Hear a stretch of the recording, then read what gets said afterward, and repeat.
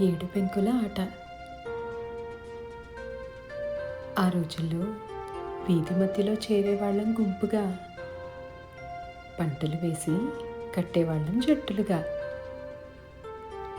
ఏడు పెంకులు ఏరి తెచ్చేవాళ్ళం ఓపిగ్గా, తెచ్చిన పెంకులు నిలువుగా పేర్చేవాళ్ళం జాగ్రత్తగా, బంతి కోసం బొమ్మ పురుసు వేసేవాళ్ళం చక్కగా.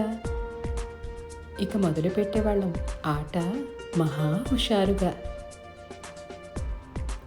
బంతి పెట్టి ఏడు పెంకులు కొట్టేవాళ్ళం ఎంతో శ్రద్ధగా.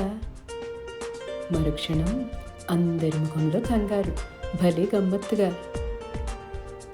ఇక పరుగులే వేగంగా, అరుపులే గట్టిగా, వెతుకులే హడావిడిగా, అందరూ బయటే సందడిగా.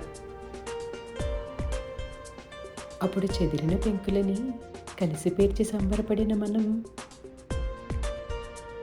ఇప్పుడు విరిగిన బంధాలతో, చెరిగిన జ్ఞాపకాలతో కాలం గడుపుతున్నాం. అవి ఆ రోజులు, అవి మా రోజులు.